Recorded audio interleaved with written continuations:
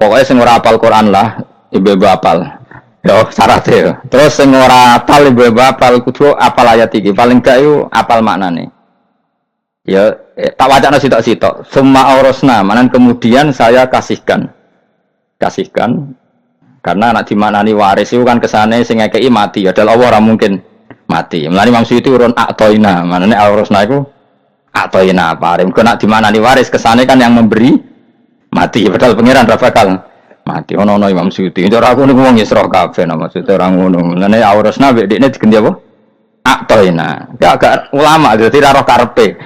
Nak kula ora karepe aurasna iku kan waris. Waris kesane kan mati. Terus dekne urun atoina.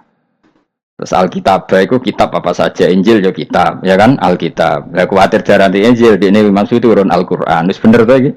Paham? Gue tak warai dadi wong alim ya. Wes bener. Ya salim berarti. Soleh boyong cara santri soleh boyong. Soleh. Nah, ayat ini menurut saya bukti bahwa kita pasti benar ya. Terus kita ini kelompok ahli sunnah napa? Wal jamaah itu pasti benar. Meskipun secara personal kita salah, tapi mazhab kita pasti benar.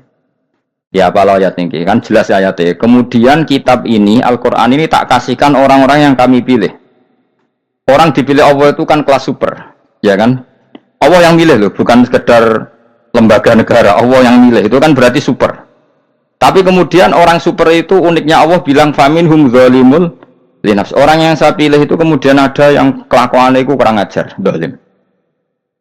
Sekarang pertanyaannya, orang yang zalim itu bagian dari yang dipilih apa keluar dari yang dipilih? Keluar bagian apa keluar? Bagian. Makanya cara ahli sunnah wong fasik ora keluar dari Islam. Mergo minhum rujuke je alladinas taufaina. Paham ya, mulane ora usah terprovokasi wong-wong. Wong nek zina ora Islam dosa gede, ora Islam nyekel patok kuburan, ora Islam dikeris, ora Islam. Iku keliru. Wong Allah dhewe dawuh kemudian Quran ini tak kasihkan sama orang-orang yang kami pilih. Lah yang kami pilih itu ada yang berstatus dolim. Artinya yang dolim pun masih berkategori yang kami pilih. Artinya minimal tidak keluar dari nopo Islam.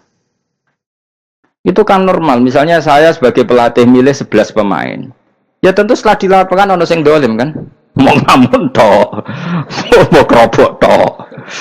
Tapi tetap dia pilihan kan. Tapi tentu nanti yang terbaik ya yang kerja keras, yang ngegulno. Tapi kan tetap dia sudah pemain di dalam situ. Jadi jelas ya. Makanya ya saya ulang lagi ya, tak latihan. Misalnya ja'an nasu, misalnya manusia itu datang faminhum zaidun, waminhum amrun, waminhum bakrun. Artinya ketika kata manusia itu pasti memasukkan zaid, amr, bakar.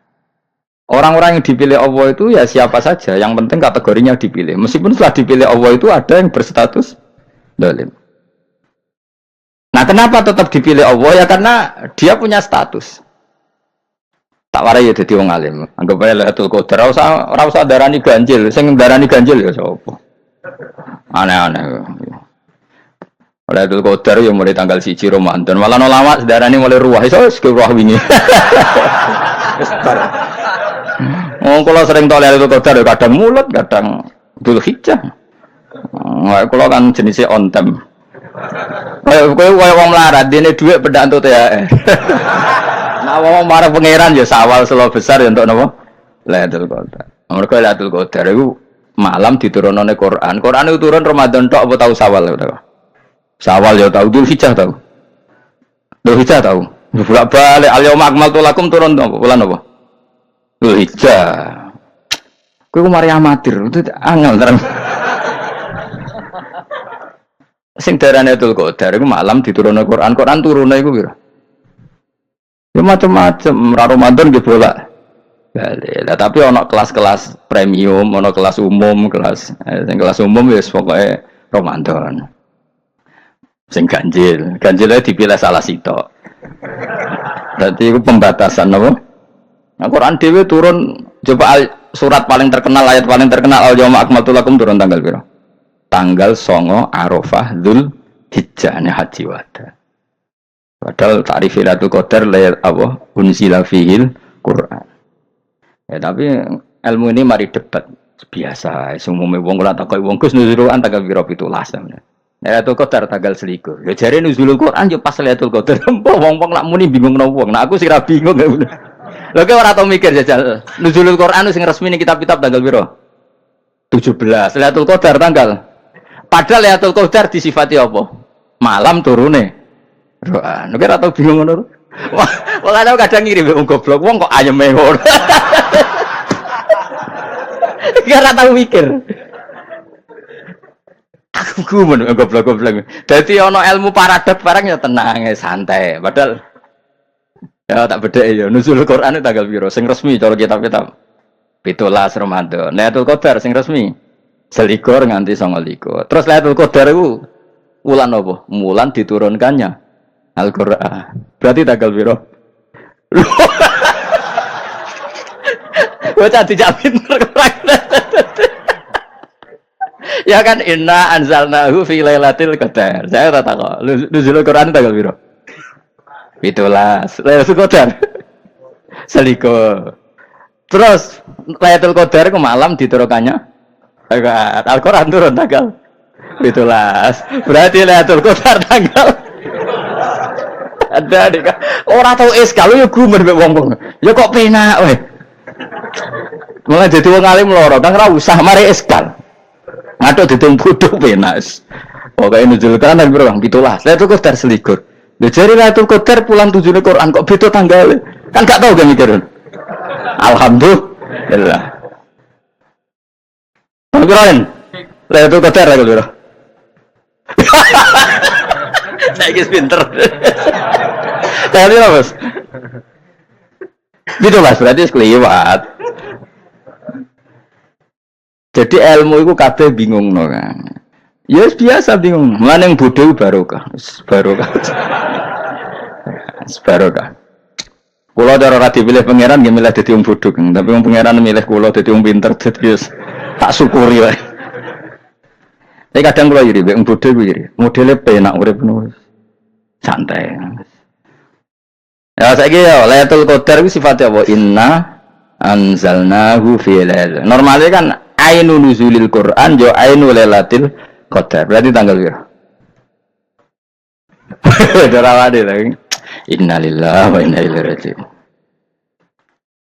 Kita warai ilmu cara wong alim. Meskipun sampean boleh bantah siji yo kadang keterbatasan ilmu. Nomor loro hasud, bantah kan sebagai macam-macam. Hasud, nomor 3 bantah gue kegiatan. Kayak wong kuliah nak gak kritis kan darani ra pinter. Jadi cocoklah ya kudu bantah. Engko khas-khasan cerdas apa? Nomor 4 bantahan itu sifatnya wong wedok. Menang kalah protes. Berarti kowe ora lanang berarti wedok, tukang protes itu wedok. Nomor 5 bantah itu berarti dia punya keiskalan tapi gak bisa keluar dari keiskalan itu. Jadi problem Anda ditimpakan ke saya, itu ya rasopan. Problem-problem itu kok ditimpakan ke saya. Begini terang no. Hukumnya Allah Ta'ala itu ada yang berstatus itu lugu. Lugu itu ya lugu ummi. Karena agama ini memang ummi. Ummi itu lugu. Sehingga agama ini tidak perlu diterangkan. Ketika Abu Hanifah, agama ini ketika datang, itu orang lugu. Lugu itu murni. Murni itu proporsional. Sehingga sifat ummi itu baik. Misalnya saya bilang gini, rumah awas kena keliru. Kalau kamu sholat itu batal kalau makan. Itu ukurannya 1 upo apa 1 piring? 1 upo kan? Itu sudah batal. Terus kalau saya bilang gini, Cong nak tamu keimangan, itu 1 piring tak 1 upo. Enggak jawab ya? 1 piring. Orang iso misal, tak keimangan, gue 1 upo. Nah, lalu Anda ditanya gini, lalu definisi makan itu apa?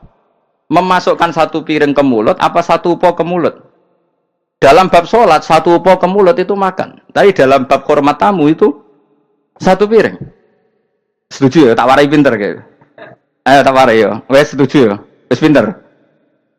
Lo jawab wes pinter. Urung.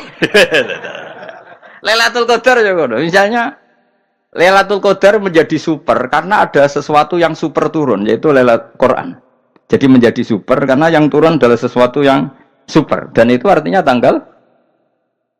Loh, sama dia aku cek. Iku utek tanggal 21 kabeh sing ngaji ning kene. Oh jelas inna anzalnahu fi lailatul qadar. Hurujuke ning ndi? Quran kan? Wa ma adraka ma lailatul qadar. Lailatul qadri khairum min alfi syahr. Makanya Lailatul Qadar itu ya bisa saja tanggal 1 kemarin sudah kelewat. Mbok entah ini jebule baris dada.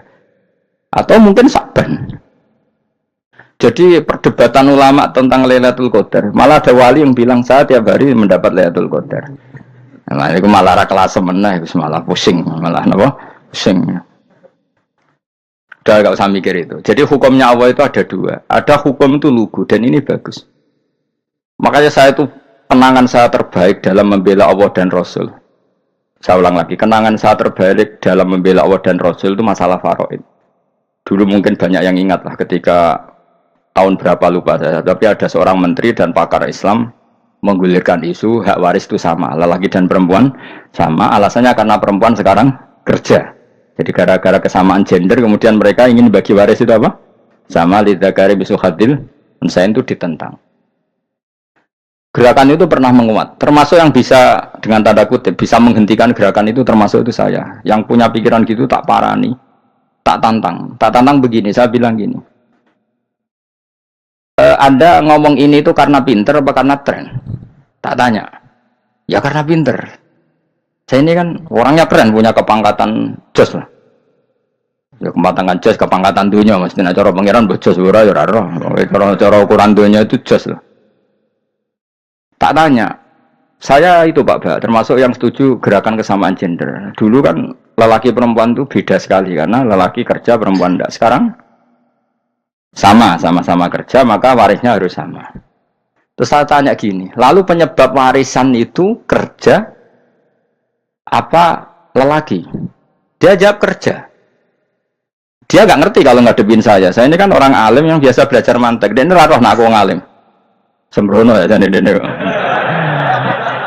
Ketika tak tanya gini, lalu misalnya saya punya anak, yang anak saya putri itu direktur BUMN atau direktur bank atau direktur PT besar. Kemudian anak lelaki saya idiot, goblok.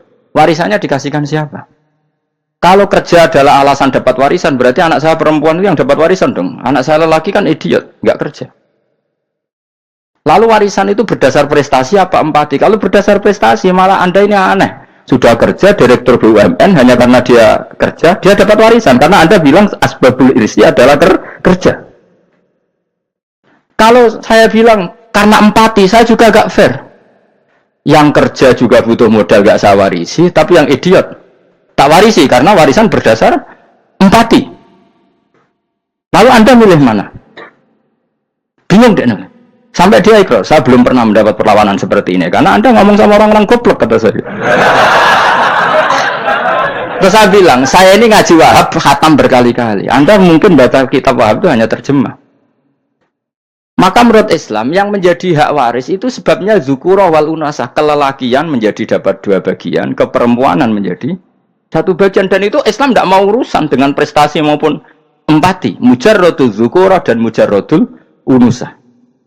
Sehingga dengan seperti ini tuh Islam nggak ribet. Coba kalau kamu pakai ilatul hukmi, pakai cara berpikir logika, malah ruwet karena tadi.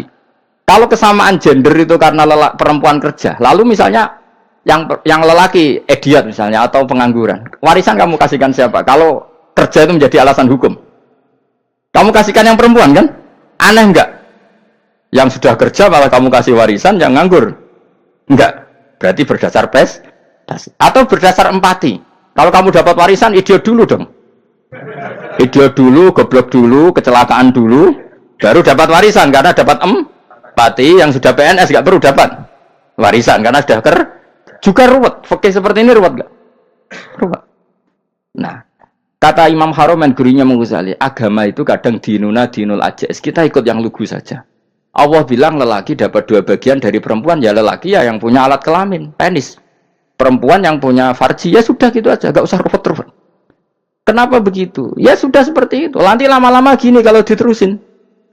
Ada seorang dokter fikih perempuan. Dia menguasai fikih sholat. Ruhin lanang tapi gak menguasai fikih sholat. Rohnya mau pesolatan misalnya. Lalu yang jadi imam siapa kalau berdasar prestasi? Perempuan dong, karena dia doktoral fikih sholat. Dia menguasai aneh-anehnya sholat. Horo ibu masaili sholat dia menguasai. Sementara Rukin takoki salat apa Kin? Pokoke niku Gus ngadeg terus lungguh. Terus ngadeg malih. Apa? Ada mulan. Nak salam ngaler riyen. Dia tahunya hanya itu, Dok. Lalu kalau nuruti imam salat adalah yang terpandai dalam fikih salat, tentu yang imami perempuan. Tapi agama ini tidak seperti itu. Pokoknya wong lanang imami wong wedok. Jadi makanya kata Imam Haromen dinuna dinul ajais. Sampai Said Muhammad itu sering ngutip beliau gini kan, Allahumma imanan ka imanil ajais. Ya Allah, semoga iman saya menerima konsep engkau itu ka imanil ajais. Imannya wong wedok-wedok sing lugu. Ajus itu perempuan lugu yang sudah sepuh. Jadi misalnya ngukur anak seneng ya anak kono gedang goreng, ngekei duwe, ya lugu saja. Itu bagus. Daripada kamu pakai argumentasi, karena argumentasi ini sebetulnya kelihatan cerdas, tapi ada kebodohan masif. Karena tadi, kalau hak waris kita otak-atik dengan prestasi, maka yang pro empati akan protes. Paham ya? Masa yang sudah kerja dikasih banyak, yang idiot enggak? Tapi kalau berdasar empati juga aneh. Masa dapat warisan harus goblok dulu, harus kecelakaan dulu. Maka Rasulullah pernah ngendikan ketika ditanya, lalu warisan untuk siapa ya Rasulullah? Nabi jawabnya lucu. Fali aula rojulin dzakarin. Jadi Nabi sempat ngendikan kata rojul. Kemudian direvisi dzakarin. Fali aula rojulin dzakarin. Semua ulama ngendikan dzakarin di sini adalah badal. Nabi ngendikan rojulin. Kemudian Nabi ingat kalau rojul itu identik dengan lelaki dewasa. Apa? Kemudian Nabi mengulang lagi dzakarin. Tidak harus dewasa, yang penting lelaki. Jadi meskipun baru lahir, kalau dalam keadaan baru lahir namanya apa? Kan dzakarin kan? Belum bisa dikatakan rojul. Paham ya? Nabi ngulang 2 kali. Fali aula rojulin dzakarin. Ini penting saya utarakan supaya clear. Jadi agama itu gak usah diotak-atik. Ya itu tadi misalnya imam sholat itu lelaki. Ya sudah lelaki. Lelaki itu apa? Yang punya alat kelamin lelaki. Jangan dibalik ini. Yang dikatakan lelaki itu orang kuat. Sehingga meskipun perempuan kalau kuat, misalnya perempuan anggota poluan, lelakinya cemen, idiot, maka imamnya perempuan gitu. Karena makna lelaki adalah kuat. Ini keruwetan. Jadi agama itu tidak seperti itu. Nah sekarang kembali ke pilihan. Yang dikatakan pilihan itu orang hebat. Apa yang dipilih? Apa berdasar definisi? Apa berdasar kehendak yang milih? Loh kok mulai do pinter? Tumben do pinter. Alam raya ini milik Allah. Dan semua di alam raya ini milik Allah. Maka dipilih tidak dipilih itu terserah yang punya apa terserah kita. Apa terserah kriteria, apa terserah definisi. Dalam konteks kita sebagai objek diambil, tentu terserah yang punya. Kemudian Allah bilang, orang-orang itu saya pilih. Nah kalau milihnya Allah berdasar kepunyaan, tentu Allah boleh dong memilih orang yang sebetulnya berstatus dolim. Ya tapi ya tetap dia dolim, tapi ya tetap dipilih.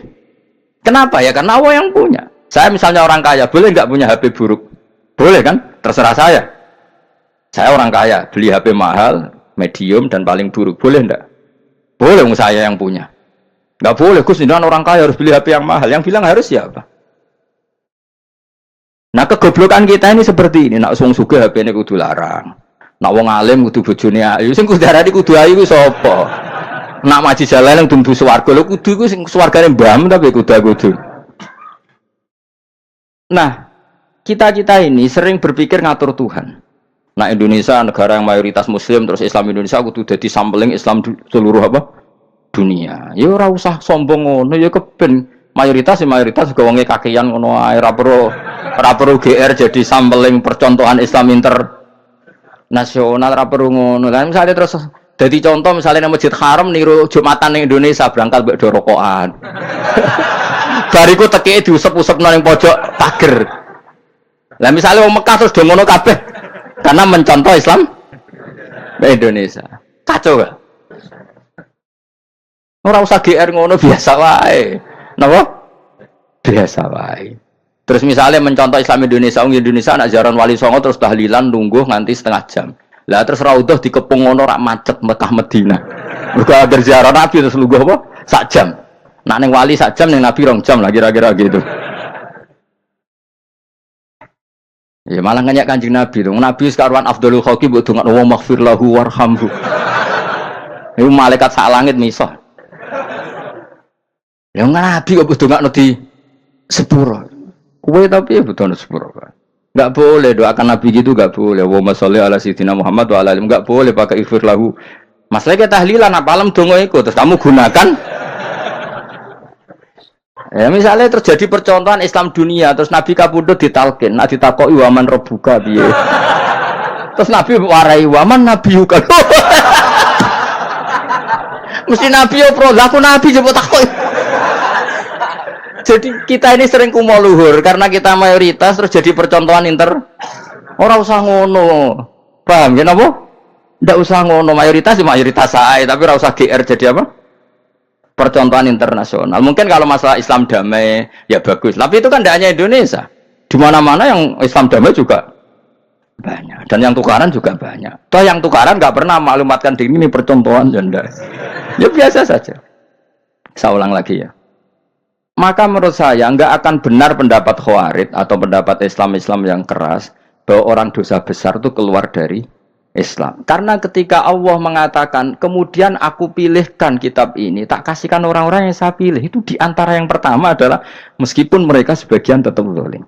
Artinya tetap zalim itu tidak menjadi dia keluar dari status Islam. Paham ya? Sekarang saya tanya, yang dikatakan warga Indonesia itu siapa? Ya siapapun yang bergeografis di Indonesia, lahir sebagai akte Indonesia, ya orang Indonesia. Kemudian ada yang penjahat, ada yang maling, kita penjara. Apa dia keluar dari kebangsaan Indonesia? Enggak kan? Sama ketika orang Islam menjadi zina dan fase koruptor, keluar dari Islam enggak? Enggak. Karena Allah tetap bilang faminhum. Apa? Faminhum. Jelas ya? Wes kayak ngarah Khawarij. Kenapa? Kalau Khawarij cara berpikir itu ekstrim. Setiap dosa besar itu mengeluarkan orang dari status Islam. Oh, itu bahaya sekali. Karena nanti kalau itu iya, kita akan kehilangan banyak orang nopo Islam. Makanya Nabi nanti ngendikan, saya berharap yang nanti masuk surga dari umatku itu separuh, 2/3. Itu kata ulama-ulama. Kalau kita pakai mazhab Khawarij, orang Islam itu tidak sampai 1/3. Karena banyak yang keluar dari Islam. Duwe keris gak Islam, duwe akeh gak Islam, nglakoni jimat gak Islam, nyekel patok gak Islam, dosa gede gak Islam, korupsi gak Islam. Terlalu banyak yang kita usir dari Islam. Lalu kita ngusir atas nama apa? Coba. Kalau atas nama Tuhan, kamu tidak Tuhan. Atas nama wakil Tuhan, Tuhan tidak pernah mewakilkan ke Anda. Orang-orang mandate. Yang kita tahu dari Quran ya ayat ini, tsumma awrasnal kitabal ladzi nastofaina min ibadina. Kemudian kitab ini tak kasihkan orang-orang yang saya pilih. Dan orang yang saya pilih itu faminhum zalimul li nafsihi. Dan sebagian dari itu adalah orang zalim, dan itu jelas bagian dari itu. Artinya keluar apa masuk? Keluar apa masuk?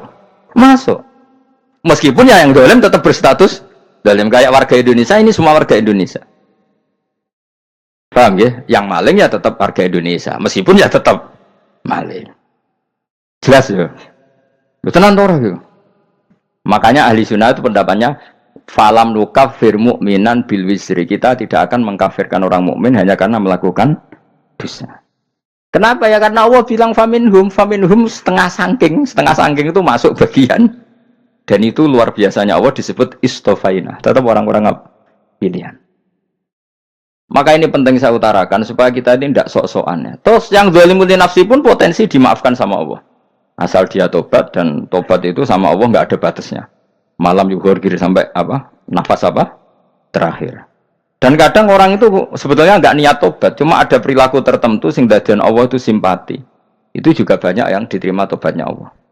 Makanya kata ulama-ulama itu, istighfar itu tidak syarat diampuni. Yang menjadi orang terampuni itu kehendak Allah.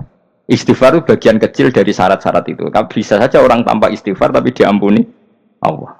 Misalnya Allah dawuh, wa yaghfiru ma duna dzalika limay yasa. Itu bukan limay yastaghfir tapi limay yasa. Contoh masyhur kan, kamu pernah dengar kan, ada orang nakal itu, mumisah itu ya kira-kira lonte atau apalah.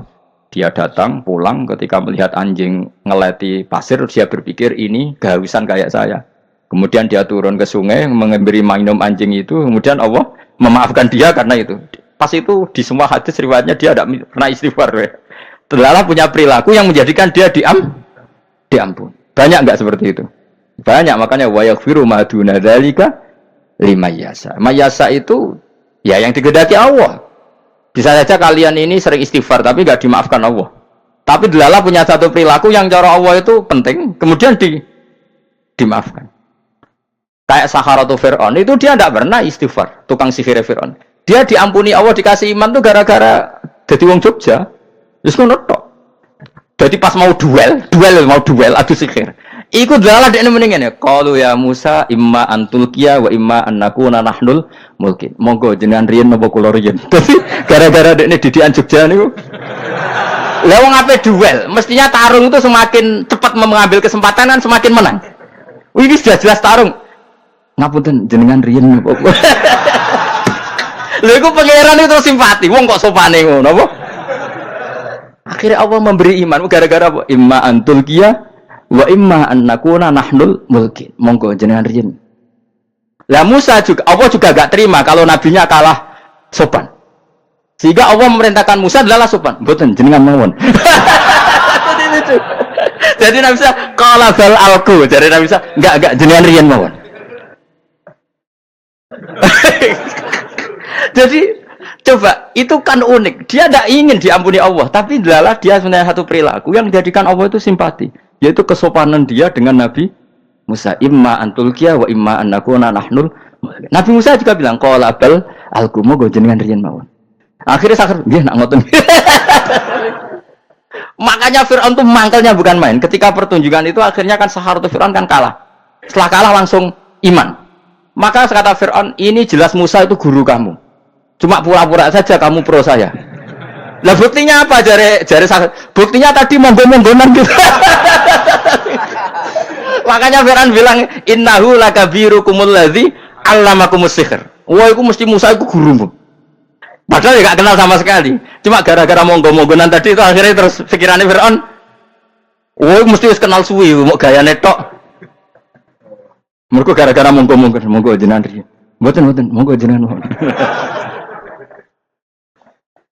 Jadi makanya sampean jangan putus asa. Makanya keliru sekali kalau kita bilang diampuni Allah nunggu istighfar. Enggak. Tentu istighfar penting, kita sepakat. Istighfar itu penting, kita sepakat. Tapi itu tidak satu cara-caranya Allah untuk orang bisa diampuni. Nabi misalnya ngendikan ana wa kafilul yatim kahateni fil jannah. Coba. Orang sering istighfar sama kafilul yatim, kira-kira surganya cepat mana? Cepat kafilul yatim meskipun enggak istighfar. Kalau istighfar terus tapi medhit ra karuan. Tak jamin mlebu neraka. Alamatnya medhit jelas ning neraka aku roh. Wis jelas. Al-bakhil itu qaribun minan nar, jelas alamatnya deket-deket situ lah. Paham ya? Wis jelas as-sakhi qaribun minallah, qaribun minan nas, baitun minan nar. Nah al-bakhil apa? Baitun minallah, baitun minal jannah, qaribun minan nar. Jadi wong medhit itu ya deket-deket situ alamatnya sudah jelas deket-deket neraka. Ana wa kafilul yatim kahateni fil. Berapa? Apa semua yang dimaafkan Allah Nabi nyebut syaratnya istighfar? Kebanyakan malah enggak. Orang alim misalnya. Makanya orang alim kalau jarang istighfar kamu enggak usah iri. Orang alim tuh mulang tok, itu langit bumi mintakan ampun.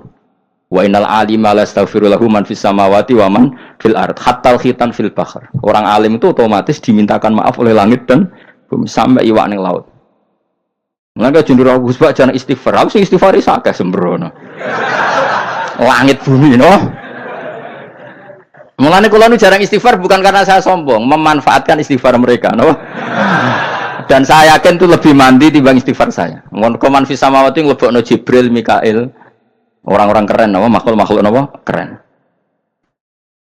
Saya baru cari hadis yang wa innal muta'allim sing ijek belajar tapi belum ketemu. Nanti kalau ketemu tak kasih tahu apa? Karena hadisnya yang saya baca masih wa innal alim apa? Orang alim jadi agak ketat. Nah, nanti kalau sudah ketemu wa innal muta'allima. Nanti dicari. Tapi pasti palsu kalau ada itu. Karena semua tagnya itu apa? Alim. Atau ya kamu alim dibanding yang di bawahnya. Ya semoga itu masuk apa? Jadi dibanding orang Papua kan wis alim. Saya ulang lagi ya, ini penting sekali. Jadi latihlah jangan punya gerakan takfiri orang lain, dianggap kafir, orang lain dianggap kafir, karena Allah tidak pernah mengusir hambanya. Meskipun apapun salah dia, kata Allah tetap faminhum. Apa? Faminhum. Hum itu rujuknya ke yang depan. Jadi termasuk orang-orang yang saya pilih adalah faminhum zalimul li nafsi. Tetap dia di arena itu. Nisbatnya Islam ya tetap di area Islam itu. Meskipun yang ya kayak warga Indonesia coba. Warga Indonesia itu siapa? Yang terlahir di Indonesia dan berKTP berkartu keluarga Indonesia sudah. Nanti tentu yang bajingan tetap bajingan, yang koruptor tetap koruptor. Tapi menjadi warga Indonesia terus keluar dari warga Indonesia, tetap warga Indonesia. Kira-kira seperti itulah analoginya. Tetap istofaina, tapi tetap berstatus faminhum dalim. Tapi rujuknya kan tetap faminhum ikut setengah saking alladzinas tofaina. Mulane ngaji sing tenanan, kowe ora usah anut khawarit. Khawarit ku opo ngamukan. Sidik-sidik wong liya salah yo apa-apaan.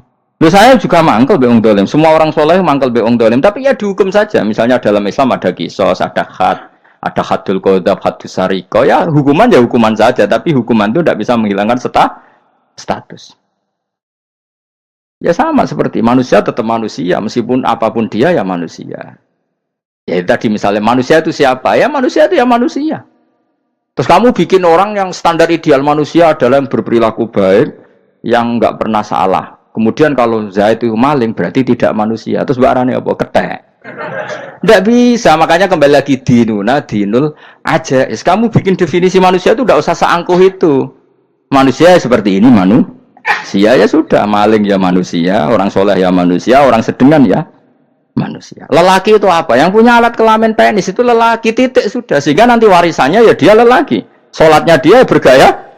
Kamu tidak usah bilang gini, lelaki adalah yang cakap memimpin, yang maco, yang kuat. Jika kalau tidak seperti itu namanya perempuan. Terus kamu membolehkan yang seperti ini jadi makmumnya perempuan, imamnya perempuan yang maco. Kacau enggak kalau agama nuruti logika-logika itu? Enggak jawab aja. Kacau. Lalu lucunya sekarang banyak kecerdasan yang mengarah ke sana. Makanya agama ini jadi kacau karena sudah ada dinul ajais. Agama ini agama ummi. Ya agama ini agama ummi. Kata Allah huwallazi ba'atsa fil ummiyin. Ummiyin itu lugu itu polos. Jadi kalau orang polos misalnya gini, ini apa? Kira-kira kalau jawab orang polos ini, jam. Bagus kan jam? Jam untuk apa? Penunjuk waktu ya sudah seperti itu. Tapi kalau orang engkek, ini itu apa jam? Itu barang murahan. Bulat kan oleh jawab es. Mau numpak mobil carry itu apa? Itu black melaku. Yang mobil itu Alphard. Jadi kacau. Enggak boleh agama dibawa ke sana. Apa? Agama di sana dibawa ke sana. Nah itu madzhabnya ahli sunnah apa? Wal jamaah. Ketika Rasulullah ngendikan la yu'minu ahadukum hatta yuhibba li akhi, ora kok diarti ini ora iman. Sehingga yang menyala itu tidak iman, tidak seperti itu cara mengartikan ahli sunnah wal jamaah. Karena status itu tidak pernah hilang. Yang hilang hanya kesempurnaannya. Paham ya? Kesempurnaan kita jalani manusia hilang karena kita maling, karena jadi koruptor. Tapi tetap kita manusia. Kesempurnaan kita sebagai orang mukmin hilang kalau kita fasik, tapi kita tetap mukmin. Paham ya? Makanya setiap hadis gitu kata ahli sunnah ya la yu'minu imanan kamilan. Wis dong ya. Dong. Ya terus alhamdulillah subhanallah. Ya doa alim mas malam 22. Malam Lailatul. Aku kadang yang melok goblok aduh. Saya tuh sering dididik sama bapak saya, sekumpul wong akeh ya kudu melok goblok guys. Makanya bapak itu kalau ada orang pidato, bapak kan juga enggak suka pidato juga, tapi ya kerso kadang-kadang, saya pun kadang-kadang kerso.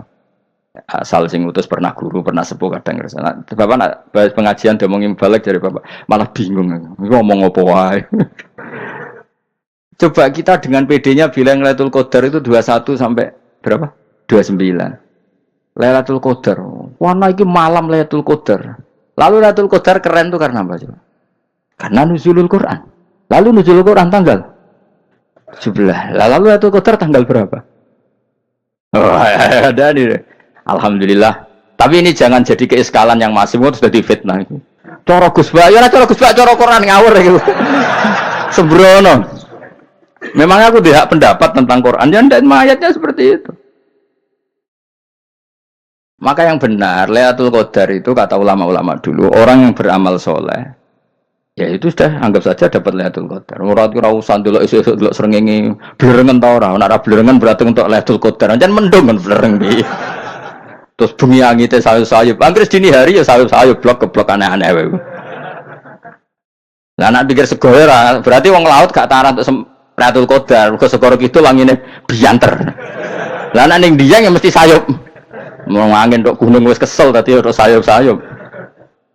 Gawe ukuran ojo ngono, gawe ukuran ngono rak wong Dieng luwih ngrasa entuk Lailatul Qadar timbang wong Segoro Kidul.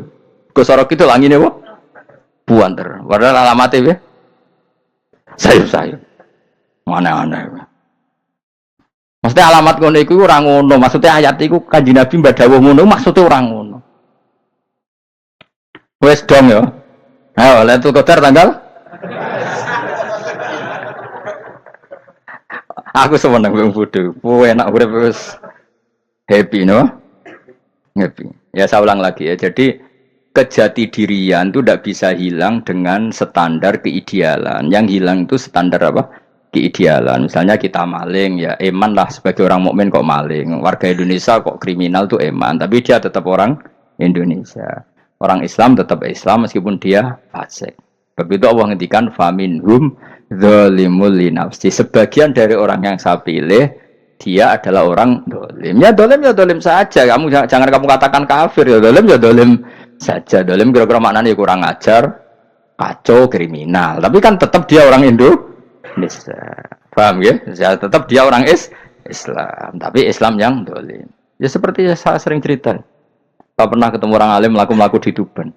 Iku pilih tanggamu. Wong Islam kok kumat. Umat Islam kok do mabuk. Ya tentu oknum ya. Tapi jari orang alim tadi, itu orang umat Islam. Islam sing kumat. Jadi orang Islam itu hanya dua, umat Islam sama Islam yang kumat. Jadi kalau pas fasik ya Islam kumat. Kalau pas waras umat Islam. Ya sudah itu bolak-balik. Ya, jadi umat Islam. Jadi kalau di Jogja atau di Jakarta ada orang mabuk, itu berarti Islam sang kumat. Kalau pas ngaji umat Islam. Tapi kadang orang yang sama ya kadang umat Islam, kadang Islam yang kumat.